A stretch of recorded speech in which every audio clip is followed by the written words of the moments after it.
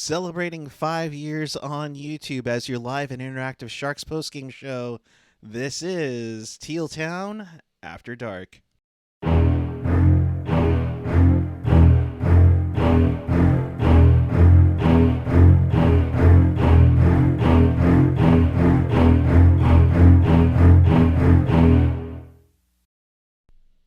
Good evening, everyone. It is Saturday night, February 22nd, 2020. The Sharks lose 3-2 to the New York Rangers, just like the Soviet Union lost 3-2 to the Team USA and a bunch of youngsters on a sheet of ice in the same state. I swear that was 4-3, wasn't it? Sure, 3-2. They won by one. Okay, just We're I'm a off little to a great distracted. start. We're a little distracted by a backup Zamboni driver.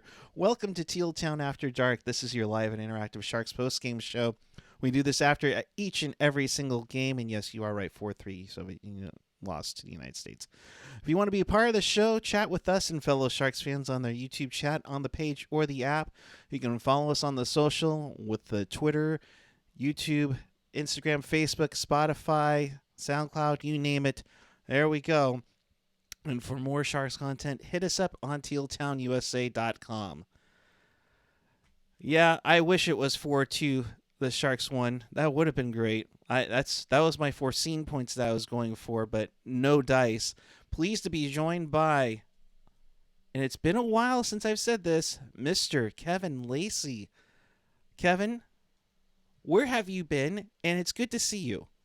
Well, I've been to Norway, I've been to London, I've been to France. I did not see your underpants. I've even been to New York, and even on trade deadline day on Monday, I'm going to be in San Francisco. So that's going to suck. That's normally a day that I call out of work for, but it's really nice to be on the show. I'm still alive, everybody. And I am Kevin Lacy, the creator of Artemi Panarin's Wikipedia page, and that's actually a true story. Artemi Panarin, by the end of the night, well, even before by the end of the night, had more assists than the Sharks' leading point scorer. That's right, Erik Karlsson and Brent Burns, like in the 40-point range in that one. He's been... looking at some of the comments that we're going to get to, and we'll get into the game in just a jiffy here. JF Turner saying to trade Jumbo so he can get that cup. Be selfish of the Sharks to keep him on an AHL roster. You have Thornton going to the Penguins before Monday is over. Kane is the decider in this one. Fear we're going to lose Dell and Thornton. Hope Mario's all right. You got a lot of comments coming in here. Nothing wrong with losing Dell. What are we holding on to him for?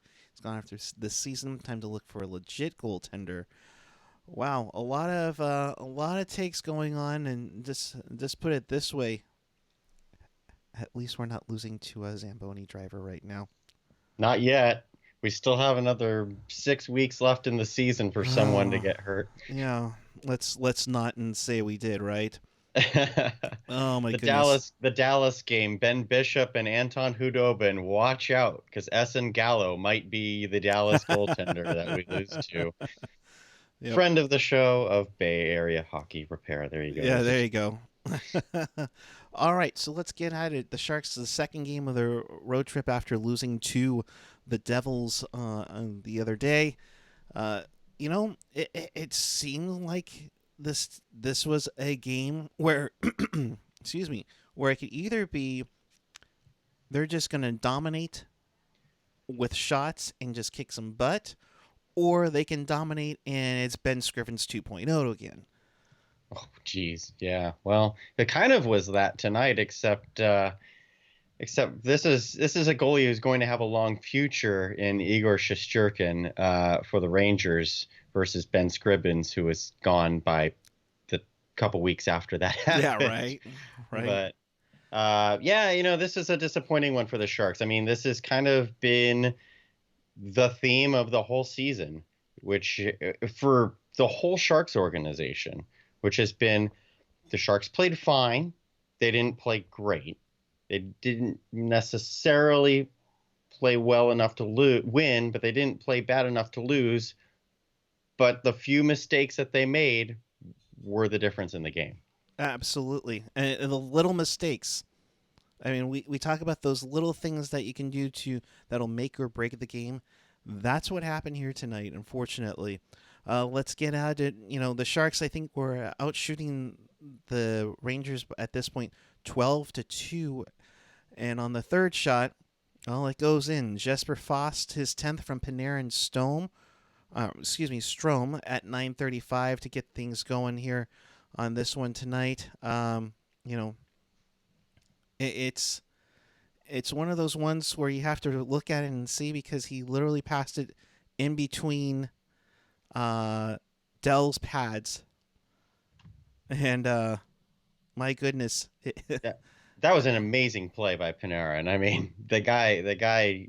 We'll talk about great Russian players here throughout the night, but Artemi Panarin was a wizard out there tonight, I feel like, and passing that through Aaron Dell's legs. I guess I'm jumping ahead here, but I thought both goaltenders were excellent tonight. I thought, even though Aaron Dell in the losing effort, I thought he was great, except on this first goal. Erik, I feel like whenever Martin Jones and Aaron Dell are off their game, the trend is they're way out of position and way scrambly. I mean, usually goaltenders who are scrambly are not successful unless you're Hasek. But Aaron Dell, he needs to be calm and cool and collected in the net. And on that goal, he's all over the place. That's how Panarin put it through his legs to get it to Fast for a 1-0 lead. And it makes it 1-0. And then the Sharks break out late in the period.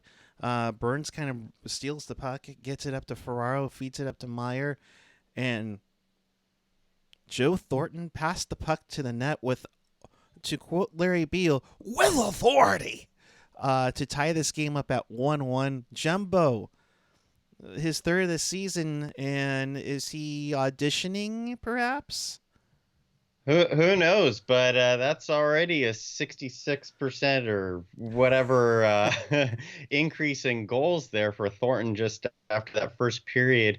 Real nice play there by Timo Meier with the drop pass, and then Joe Thornton with just the blast. I mean, that's a shot I wish he'd use on the power play more, because, I mean, he usually, when that big boy winds up, that puck is in. Well, if that puck's on net, that puck is in. Mm-hmm. And on that one, it was definitely on the net, in the net. Heck of a shot. Shesterkin had no clue what happened there. No. Great play for Thornton. And his first road goal in over a year. And his first goal in MSG since 2002. Oh, my God. Oh, my God. That was 3 years before he became a Shark. Right? Wow. It's crazy. And overall, the Sharks shut them down. It was 22-3 in shots in that one. After one period of play, it's craziness to see. But resiliency, is what it would be for the Rangers. Go ahead.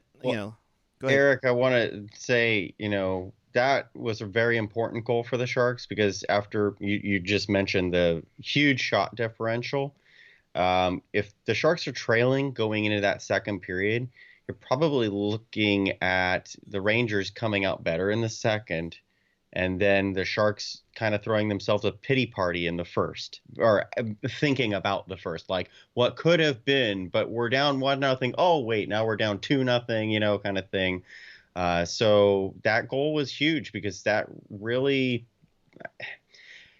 obviously we know the end result, but that kept the Sharks in it, legitimately into it, because this is a team that's pretty mentally fragile at times, and I feel like they would have thrown a pity party for themselves if they given up an early goal in the second. So going 1-1 in this first was not ideal, but I like seeing that they got that goal in late. Yeah, it was a huge goal for them, and they would definitely calm things down a little bit. I don't think the Sharks stepped off the gas per se, but I thought the Rangers came back with a little bit more, you'd have penalties and such. Trouba would go off for interference. Howden would go off for high stick. D'Angelo would have puck over glass.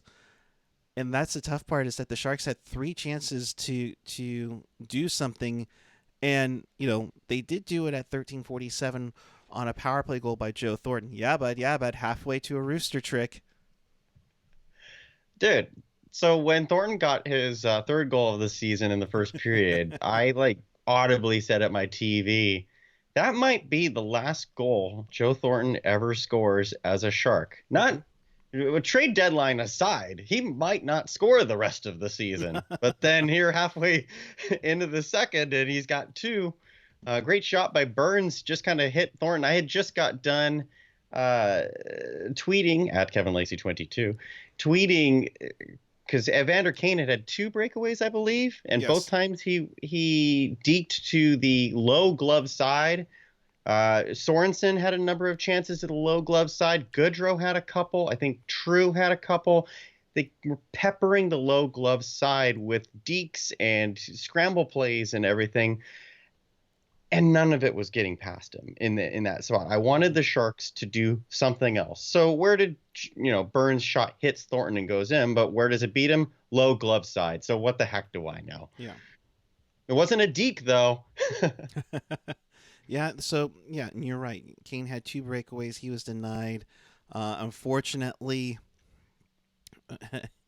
Kane would be a part of the game-tying goal. He was about to put it on his forehand and I would say rim it around the boards to get the puck out. Panarin just kind of just slaps at the puck, and it just somehow lands right to Zibanejad, ties the game up. I think that's probably one of the quickest turnover to goals I've seen, and I can't say that it's Dell's fault on this one. No. This one's all Kane, unfortunately.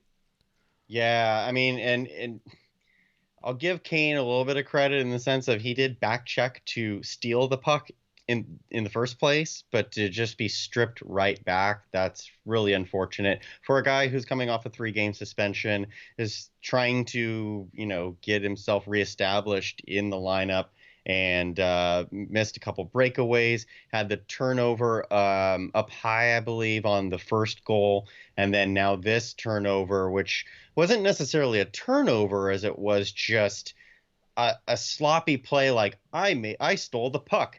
Now I don't need to really try too hard. Oh no, it's gone again. Right. And unfortunately for Evander, according to Curtis Pichelka, that was the last we saw of Evander on the night. Yeah, and that's something we're waiting on, and kind of, I think we're both looking at Twitter to see if we get any info on that, but it looks like Evander Kane was benched for the rest of the game on that one. So who knows what was said in the locker room? Who knows what happened? If it was just Bugner, we kind of usually get around this time the Periscope feed for the coach's post-game presser. So I'm kind of keeping an eye on that one, and we'll somehow get it fed to you if we can. But that is going to be an interesting one. Indeed. And Patrick Tyler saying, okay, well, you got me there about Kane. That's very odd. Yeah, it's going to be Patrick. Yeah, the Boomers need to stop carrying this team. Well, maybe that might not be the case come Monday. I actually thought Patrick Marleau was going to get a goal tonight after Thornton had those 2, because I've noticed this theme throughout the season. I'm talking about themes and trends, but I mean, that's kind of how this whole year has been. But whenever Thornton gets going, Marleau gets going. And when Marleau gets going, Thornton gets going. And when neither of them are there, then, so I actually thought Marleau was one of the few guys in the third period for the Sharks who had a lot of jump. I thought it was going to happen. Didn't, unfortunately, but that's a good call. I missed who wrote that, but that's a good call there about the Boomers. Yeah. But third period we move on, and the Sharks would lose a net mouth scramble Vost would get his 11th from Truba and Strome. That turns out to be your game-winning goal at 6:54, 3-2 on that one. You know, Hey, 40, heck of a play by 46. Dell. I Yeah, mean, heck of an effort by Dell. Someone needs to go in and bowl over Jesper Fast on that yeah. because Dell did all he could, I felt like, but Jesper Fast was a beast on that. And is that 4 goals in the 2 games for him this season? I feel like he had 2 I goals believe against so. the one in San Jose.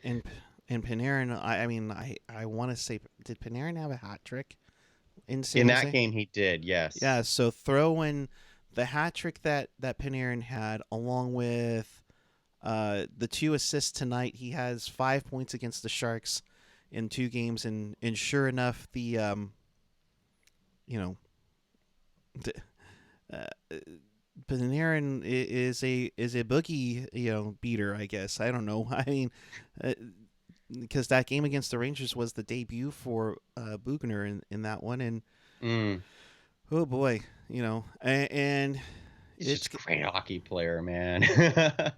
But He's the a- Sharks, I mean, He's hey, a good player, and they know how to play good players. And I'm laughing at tonight after what seemed to happen in Toronto. Now, I guess it's not my fault now, huh? Okay, I didn't Yeah. know Mike Babcock was coming to town. special guest. I'm trying up for to be the head coach next year.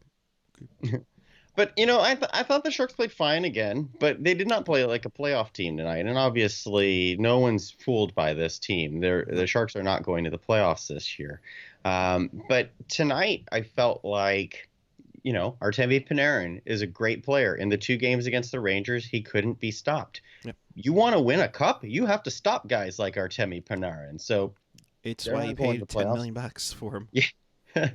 And even I mean, the Sharks had so many opportunities in the slot tonight on I almost said Georgiev, on Shesterkin, and those are the types of goals you have to score in the playoffs. And I felt like the Sharks, part of the reason the shot total was so high was just all those scrambles in front, but they needed to just take a step back and be more composed in the crease, because I felt like they were rushing shots just left and right. Just, we got to shoot everything we possibly can. Even if we hold on to the puck for one more second, we might get a better play. But no, just jam, jam, jam, jam. It was almost too much jam. And that's a sign to me of a team that's, lacking confidence around the board. And so it's just unfortunate. To me, many missed opportunities, because I thought the goaltending was there again tonight. Yeah. But I mean, Dell played well. I thought 30 saves on 33 shots. Shesterkin, am I saying that right? Yes. Oh, got on the first try. Yes. In front of Kevin Lacy. Yes. Sharks put up 46 shots. I mean, but you look at that 46-33 in shots, but you take away the first period, the Rangers outshoot the Sharks 30-24 the rest of this game. And it's gonna be it's tough to see what's gonna go. Like a tiger. Less jam, more PB. I say, LOL. So that's something to see. We're waiting to hear from Bugner. If we haven't heard from him yet, something's going on. Something must be going on if that's the case, because usually we hear something by now. But all right. So since you're kind of going in that direction, we've got the trade deadline coming up here on Monday. Even before the benching of Evander Kane tonight, because I really haven't been tweeting a whole lot about my opinions on the Sharks and whatnot, and most of the time I am tweeting it's about the Barracuda, who are about to start in San Diego, by the way. But Evander Kane's a guy that I would like to see the Sharks trade. The Sharks need to start moving some pieces, like actual pieces. The Sharks don't have the depth for teams to go out and pluck depth guys, because no one's interested in the Sharks' depth. The Sharks' depth are why the Sharks are where they're at right now, in my opinion. Exactly. If you want to see Doug Wilson make trades in the next 36 hours, it's going to have to be bigger pieces. And Evander Kane, he's for the most part, been pretty good this season. He's had his moments. He's up there in leading in penalty minutes if he doesn't already lead in penalty minutes, just like last year. We're starting, I feel like, to see some of the signs that Evander Kane had when he had issues in Winnipeg and Buffalo and Atlanta. Some of these tendencies are starting to creep back in off the ice that I'm a little concerned about. So even, again, before tonight, I feel like Evander Kane is a guy, might not be the popular opinion, but that's my opinion. I'd like to see him get moved out by Monday. And I don't think the benching was because of a trade, but what you were talking about there, Erik, what you were alluding to, where's Bob Boughner right now? Yeah, Like, and what's we going we on? we do have some tweets from Kevin Kurz coming in. Bob Boughner on benching Evander Kane for the third period tonight. Quote, I think there's a level, an expectation here, and a standard that we hold every player the same accountable to. I just think that you have to be prepared and you have to be able to get out there and compete for your teammates. I didn't think he had any of that tonight. It doesn't matter who you are, we're going to make sure that we have that standard and that line for everybody. Very strong words from Bugner on this one. Yep. Kurz did then talk to Kane about it and asked if he agreed with Bugner's decision. Kane preferred not to comment. Regarding the second Rangers goal, he said, quote, I thought I had a little more time and I didn't. Panarin made a good play on the puck, swinging his stick. That one's definitely on me. Yeah. Oh, okay. Well, and that's goes back into my I worry about some of the old tendencies creeping back in with Kane. I think Kane handled those comments are fine from Yeah, him. totally. That's fine. But every other situation seems to be he's not supporting the team, or the team doesn't feel he's supporting the team. The coach isn't happy, and there's some differences there. And so if Evander Kane and Bob Boughner are not on the same page, that's going to be a problem going forward. So hopefully it's just a one-off, and Evander will play twice as hard tomorrow if he plays in Long Island. Yeah, that's going to be an interesting one to follow through, especially if there's any movement. I mean, I think I think it's really interesting if you were to really send a message, scratch Kane while you have players on the verge of being sent to other teams. Yeah. That'll be a major message sent, and an embarrassing one. Let's be honest here too. So wait, are we just saying that Evander needs to play like a New Yorker? Come Yep. on, Evander, play like a New Yorker and you'll win. Oh man, I see, and I was hoping for Evander to come out with guns a-blazing, especially since he is so frustrated with Right. player safety. Right. I think, in fairness, those comments were totally warranted that he made. Yeah. Patrick Tyler saying that's the one thing I like about Bugner. Won't take from anyone.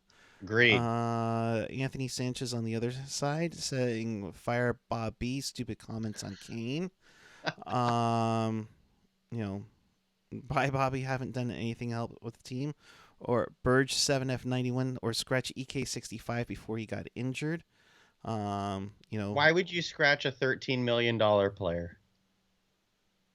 Because I guess he wasn't producing enough, or not giving that level of commitment to some people who think that. Rob Iman, could you imagine if Kane got scratched tomorrow?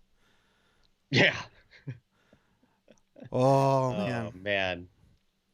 We might see some warm up clothes in the shower there if that happens. Oh boy. Yeah. And just to get it out of the way here before anybody starts speculating, because we're in that crazy speculation time. Sure. Evander Kane is signed through 2025. He has a modified no trade list. There's no way that this is going to get that he's going to be moved unless it's some craziness or as Doc Emmerich would say, what chaos, you know, would go on here. So I can't think that Kane gets moved. I mean, there might be a trade request that comes, you know, at the maybe in the off season if there really is a disconnect. But also, let's remember Bugner is, and I hate to say this, is only the interim coach. Yeah. I mean, that could be different if somebody else is replaced. Yeah. Yeah. So that's all right. a discussion for another time. The Bob Yes. Bugner thing. Oh my goodness, yes, big time. So the Sharks lose this one 3-2. Hey, yeah. So that's three straight losses. But I thought they looked good in all three, but Yeah. just you know. Yeah. Brent Burns, by the way, over 30 minutes of ice time tonight. Jeez. 10 shots on goal. 10 out of the 46 were from Brent Burns. And I can think of two more towards the end of the game that were blocked even. Yep. So Brent Burns was, a lot of people crap on Erik Karlsson. Most of those people are Brent Burns fans. I'm the flip of it. But I thought Brent Burns was actually very good tonight. Unfortunately, with the statistics, Kevin LeBanc, over 20 minutes of ice time. That's huge for a forward. -3. Not Barclay good. Goodrow, though, played almost 22 minutes. Wow. So we know where Evander Kane's minutes went. Yeah. Big I was time. thinking Goodrow was looking kind of sloppy his last couple of shifts, but now I see why, because there's no way that's not the most ice time he's ever accrued in an NHL game, an NHL regular season game. Maybe even a playoff game. I don't know, but 22 minutes for Goodrow. Goodrow's Good Lord. Goodrow's like, where was this game 7 when in Vegas against Vegas? I barely saw the ice in overtime until the goal. So you obviously a lot about the Barracuda, which is why I'm so glad you're able to be with us this evening. What have you seen from the I don't want to call them kids, but from the guys that have the Cuda right now, like Gregor. I mean, obviously True has looked pretty good so far. Shellman, Jake Middleton, I think, is probably the biggest one, since he's, essentially filling in for, I guess you could say he's filling in for Brendan Dillon. Yeah. So the Barracuda, of course, are 31st in the AHL. And just like in the NHL, there's only 31 teams. So that's not good. Tra-la-la, tra-la-la. So here's the thing with that. Sheng Peng wrote an article earlier in the week talking with scouts and stuff about the Barracuda and how Doug Wilson had kind of unreasonably high expectations for the Barracuda. I had good feelings about the team this year. 31st to me is astonishing. But the Barracuda, just like the Sharks, are finding ways to lose all the time. Like, they went almost a full calendar month, and I say almost because it was 30 days in a 31-day month. That's how they avoided going winless for an entire month. Man. But right now, tonight, for example, they're going for their first 3-game winning streak of the season.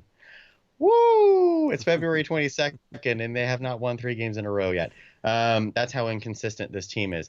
The reason that you're looking at call-ups, just the ever-changing call-ups, like different guys all the time, is because I think the Sharks are just wanting someone to take the ball and run with it, like just anyone. Right now, I think Alex True is doing pretty well, and I think he and Sorensen looked pretty good together tonight. By the way, Marcus Sorensen is the guy I expect the Sharks to trade on Monday. Just that's my take there. But Noah Gregor, lots of speed, first-year pro, needs time to adjust. True, guy I thought would be the 13th forward going into this season, but he really didn't earn it in camp. Like he had a so-so camp, and even throughout this season, I feel like he has been so-so for the Barracuda. They pretty much called him up because I feel like we've called every other Yeah. forward up who's been, hot, the flavor of the week for the Barracuda. He's the only one left that we haven't tried. Joachim Blichfeld, he's a promising forward. I think he's had a really good year for the Barracuda. I think he's been their best player, but I still wonder about his NHL longevity. He Right. is a beanpole. And when I say a beanpole, he's not even that tall. Really, Latunov's the beanpole. And we saw him have a couple of games. He looked okay, but he got sent down. He's taken strides this year, but I don't think he's an NHL guy. So Dylan Gambrell, I had an exchange on Twitter a couple weeks ago, Erik, where someone was, I'm trying to remember, was it when Hurdle went down with an injury? I think it was. And someone said, who gets called up? And I said, Dylan Gambrell. And they're like, oh, God, we've tried that. And I'm like, I know we've tried that. But the problem is, who else is there? There's Right. not anyone else. Like Gambrell, as sad to say, although I think he's played well the last 3 or 4 games. Yep. He's got a couple goals that I think will boost his confidence. But, I mean, Dylan Gambrell is the only player on the Barracuda who I feel like has nothing left to prove at the AHL level. I feel like everyone else, even Alex True, still has some room to grow at the AHL level before he gets recalled. Defensively, it's kind of the same thing. Jake Middleton probably doesn't have much left to prove at the AHL, but with the shoulder injury at the start of the year, he's kind of taken a small step backward this year. And there's not really anyone else. Jeremy Waugh has looked good, but again, the guy is hurt all the time. So I feel like anyone who gets called up at this point is just like a Nick Malash, how the Sharks just called up Nick Malash a couple days ago, who I think has done really nothing for the Barracuda this year. But it's one of those, let's just throw him on the Sharks. We got nothing to lose at the NHL level at this point. Let's just throw him up there and see what happens. The Sharks took that approach in 02-03 with Rob Davison and Matt Karkner, and much to my bewilderment, those guys actually became serviceable, credible NHL defensemen. So Yes.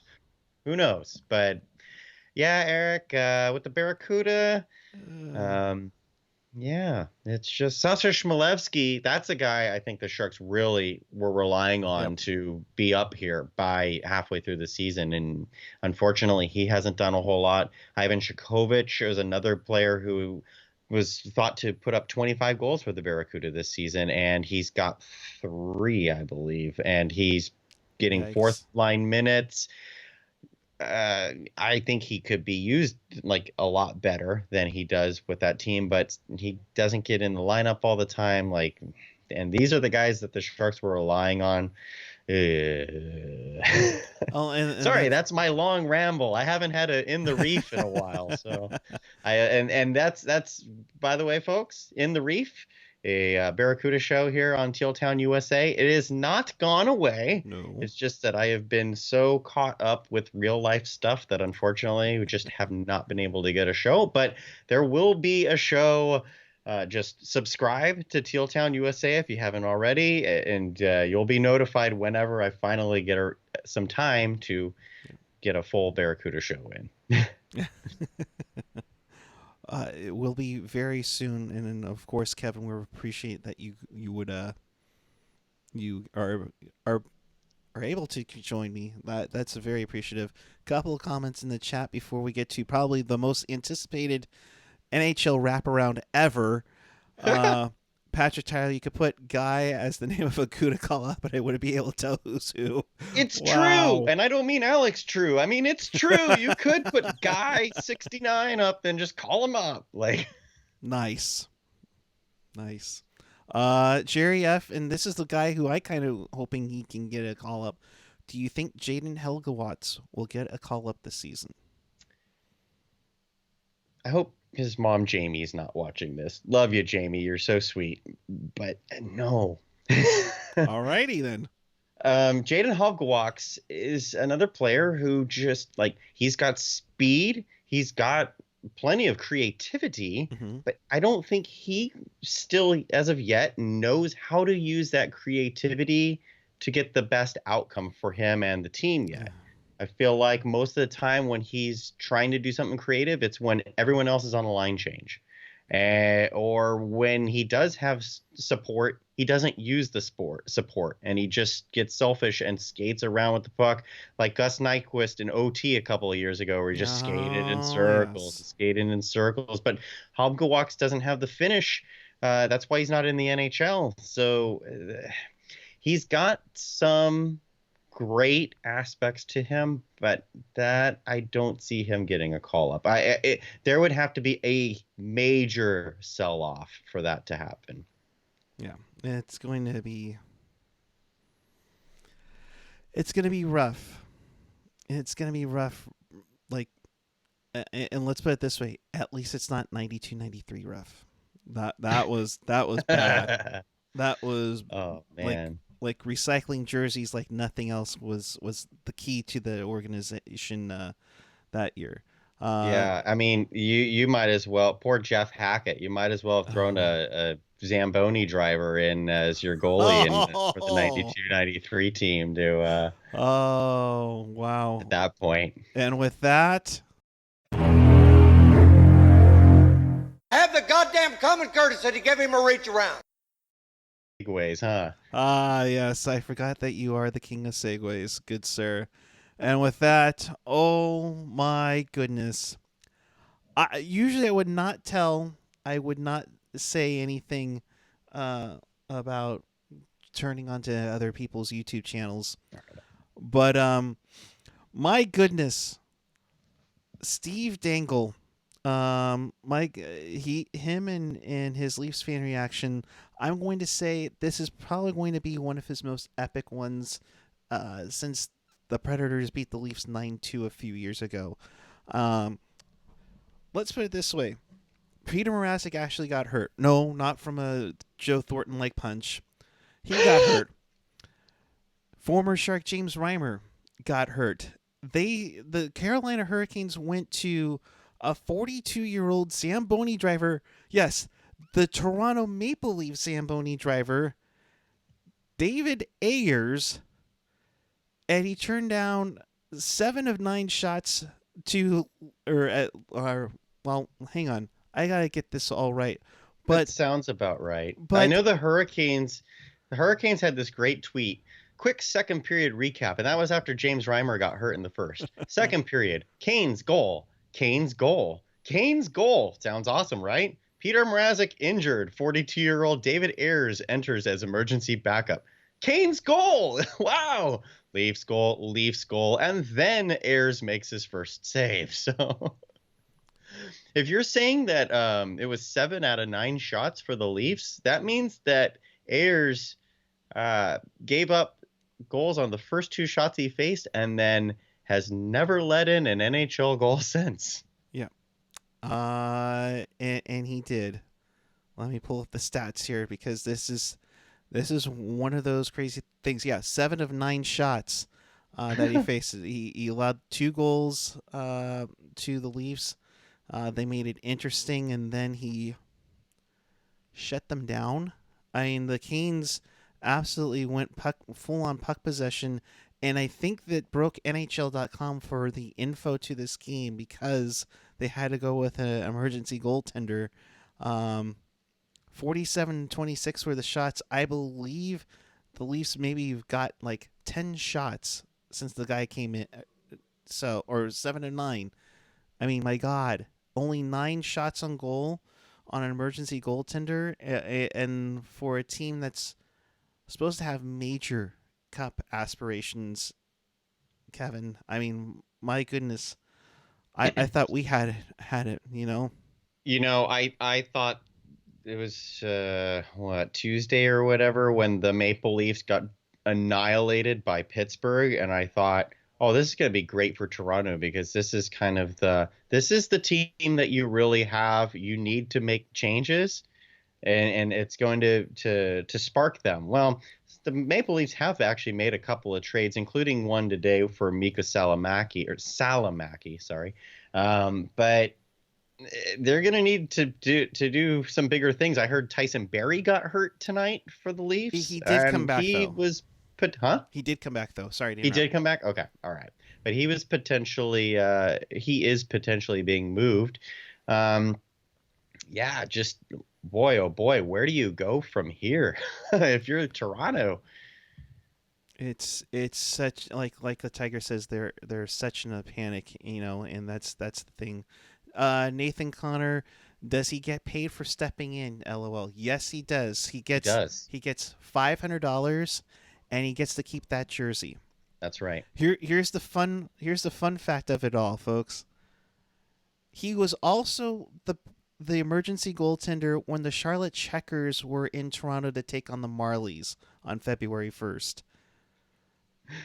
There's something in the hey, wow, that is thinking about that, that's a heck of a career ride, man. You play one game in the AHL and they decide to call you up to the big club.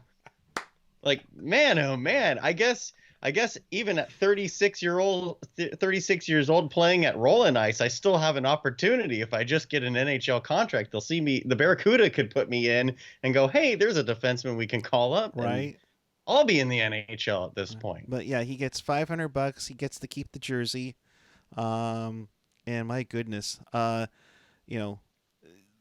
guess both goaltenders from Charlotte are getting called up. But the reason why I put this out here is, don't think DW isn't on the phone in regarding about either Aaron Dell or Martin Jones.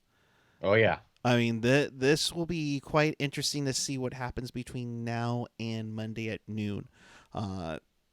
Because, my goodness, Kevin, to lose both of your goaltenders in a playoff race, which Carolina is in right now, oh yeah, is very devastating. I mean, you don't know how long they're going to be, but my goodness, And in Carolina's outlook, if they were to be talking to the Sharks about goaltending, that would be Aaron Dell, absolutely. Besides the fact that Aaron Dell has outplayed Martin Jones this season, and especially as of late, Aaron Dell is an unrestricted free agent after this season, whereas Martin Jones still has some years left on his contract. So Carolina would want to be in a position where they need someone to get through this season, because Mrazek's still their goalie, and they've got Nedeljkovic down in the minors waiting to be called up too. But I don't think you go with as promising of a prospect as Nedeljkovic has been, and winning the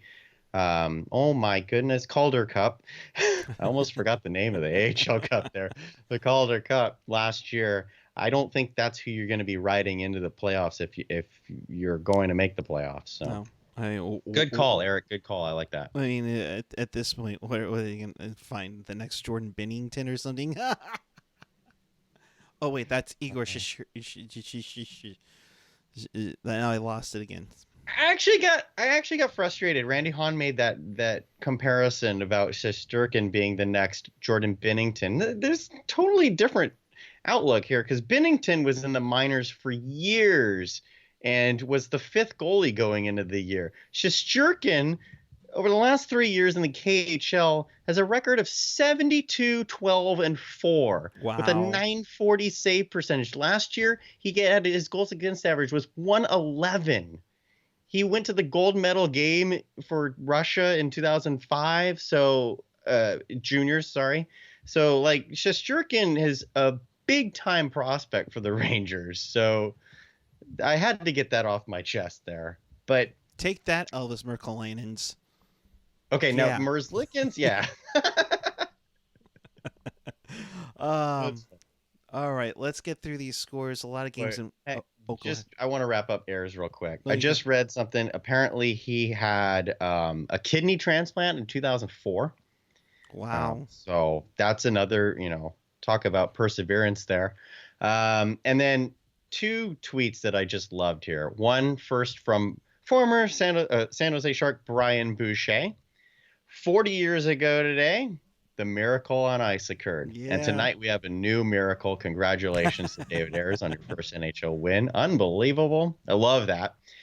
And Roberto Luongo, not former San Jose Sharks goalie. Strombone1 at Strombone1, definitely worth the follow there. Yep. Ayers has more wins in Toronto than I do. Smack my head. So, Luongo all right. always knows how to make everything, you know, always make a good laugh out of it all. Rob Hyman even saying might Detroit interest Carolina and Jimmy Howard, or Jonathan Bernier for that matter. I bet there are a lot of decisions being mulled over, and as much as Carolina is in big trouble, you wonder if there's so many goaltenders out there that it might soften the market or make the price a little bit cheaper for Carolina in the long run. Yeah. Yep. So, all right, let's get to these scores. It is late in the third period. The Desert Dogs are up 5-3 on Tampa Bay. My goodness, the Coyotes are making a run now. Late in the third period, the Predators are tied with the Blue Jackets 3-3 in this one. The Blue Jackets all of a sudden falling apart. The Rangers with their win pull within 3 points of a playoff spot. Since nobody's here, Kevin, I can get away with it. In Vancouver, the Canucks are tied 1-1 with the Boston Bruins. Pasternak scores his 44th goal of the season. Troy Sketcher scores his 4th before he gets traded tomorrow. That's midway through the first period in that one. Early on in Vegas, it is 1-0 Panthers. Mike Hoffman, former Sharks legend, gets his 24th of the season, but it's early on midway through the first. The Kings and Avalanche are about to get underway shortly in L.A. Earlier today, Alexander Ovechkin, he's done all right for himself. He got his 42nd of the season and his 700th goal. Kevin, I'll ask the question that's getting asked everywhere for you. Is he breaking Wayne Gretzky's 894? Oh, it's really tough. Now you make me want to go grab my Ovechkin jersey out of the closet there. Wow. He's going to come close. I do think he's going to get to 800. Is he going to get to 894? Man, age might not be on his side, especially because the power game that he plays. I mean, dude's in ridiculous shape. And just like Patrick Marleau, you have to have the durability. He's proven that, but Marleau and Ovechkin definitely have different styles out there. And unless Ovechkin really softens his game, and Gretzky was never the most physical guy, but he definitely softened his game even more his last few years just to stretch out his career. I think Ovechkin would need to change his game a little in order to try and do it. And if he does change his game, who knows if his goal production can stay up. So I think 800's going to happen though. He'll get to 800, but not 894. Kevin Lacy going Yep. on record for the foreseen point. I was going to say I want my foreseen points, hockey jerk. By the way, the Devils won 3-2 in that game. Big win for the Devils. A huge loss for the Capitals in regulation, for that matter. And a huge win for the Flyers, as it just hurts the Winnipeg Jets' chances. They beat the Winnipeg Jets 4-2 in this one. Connor Hart just doing his thing. The Flyers are they looking promising or what here? Well, It's tough to say. I'm just going to go with what you, unfortunately, because of my travel and work and everything, I have been off the grid as far as other teams go. So sure, I guess the Flyers are doing great. In Pittsburgh, the Penguins lose 5-2 to Buffalo Sabres. Jack Eichel with 2 goals in this one. As Tristan Jarry takes a rare loss for the Penguins, despite Evgeny Malkin's 2 goals. Of course, we told you about the Hurricanes beating the Leafs. Montreal shuts out the Senators 3-0 in this one. Max Domi with 2 goals. who's also been in some trade talks as well, which is I find very interesting. That doesn't surprise me because I know that Max Domi, from what it sounds like, doesn't always see eye to eye with Claude Julien, the coach. Mostly about how he's deployed, how he's used, literally down to the position that he plays. Because I guess Domi wants to be a center, and Julien's like, you suck at center, you're a wing for life, kind of thing. So I wouldn't be surprised if Max Domi gets traded. And it's kind of the same thing. Kyle Turris in Nashville. That's another one Yep. who I'm expecting to see moved here. Johnny 1121 asking what other goalies are on the market for Carolina to pick up besides Dello, obviously. I would say Alexander Georgiev of the Rangers, who was healthy scratched tonight. Because Shesterkin is now 9-1. And I really think he is the true goalie of the future. I think Georgiev, I don't think it would be bad if the Rangers kept him. But to me, you're not going with 3 goalies the rest of the year and just sitting Lundqvist all the time. Yeah. So I think Lundqvist has garnered too much respect.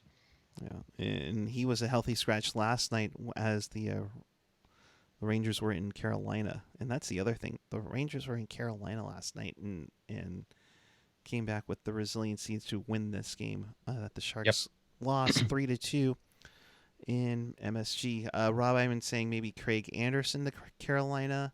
I did hear that Craig Anderson's probably being moved out of Ottawa, but doesn't he have a pretty big contract? I think you'd have to kind of play around with that. I'd have to pull up Cap Friendly really quick on that one. But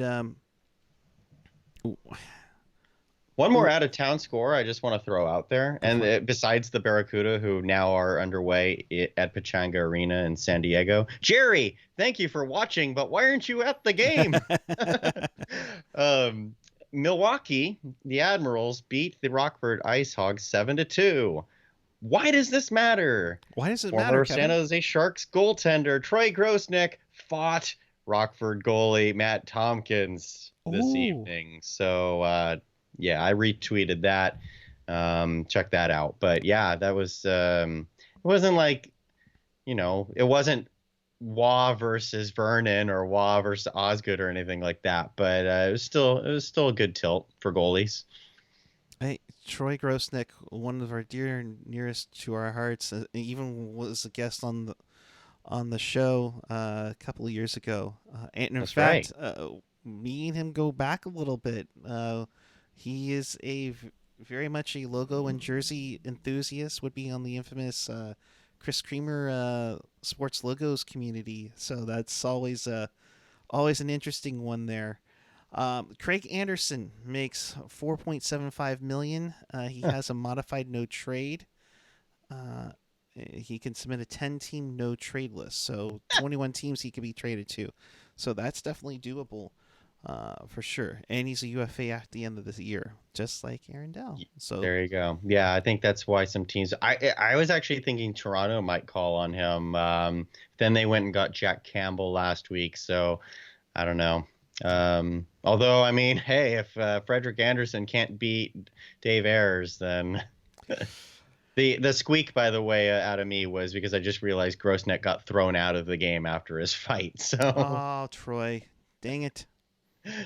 The Carolina has $5.6 million deadline cap space, so they could fit him. But I mean, like Rob Ian would say, this would.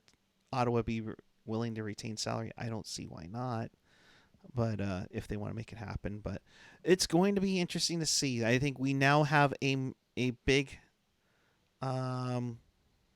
development with the trade deadline, where now there's some question as to what Carolina will do on top of what the Sharks are going to do. We've heard rumors now. We're starting to hear that supposedly there's 5 teams that Jumbo could be mulling over. Could be Tampa, could be Boston, could be Dallas, could be Pittsburgh, could be Colorado. Kevin, Where should Jumbo go? And wait, no, I should not be asking Kevin. I should be asking Gary Lacy or Kevin Bettman Oh my God. as where Jumbo ends up on Monday if he is not a San Jose Shark. Wouldn't it be? I don't know if it would be salt and wound. Maybe enough time has passed, but wouldn't it be interesting if he ends up in Pittsburgh? Oh my gosh. Like, I know a lot of people have said like maybe he goes to Boston. By the way, I'm 50-50 on Joe Thornton being traded. I could actually see it happen. I can't see Marleau happening at all. After what he went through. I mean, Marleau did not want to play for anyone but the Sharks this year. So why would the Sharks trade him? Thornton, though, I could kind of see it. But, man, I can't shake Pittsburgh for him. Oh. No, I think that would work for him. I think, heck, seeing him in Dallas would be interesting to see. That would hurt me. Talk about a painful line about you're rooting for Joe Thornton, Joe Pavelski, and on the other wing, Corey Perry. I'm still mad at Corey Perry for getting suspended, even though that was still hilarious, just because I had this great sign planned for that Dallas game. And I don't know if it would apply now that Pavelski has had his comeback game. I'm on the fence about it for the next Dallas game. But it might have been Pashelka, somebody tweeted earlier that most of the teams that are allegedly in contention for Joe Thornton, the Sharks still have a game against post-deadline. So that if this happens to one of the suspected teams, we would have a Joe Thornton return night coming in the future. Hey, that'll get some butts in seats though, right? Right? No kidding. They would have to quickly flip around a tribute video like that. And so, an update on the... Oh, wait. Ooh, Barracuda!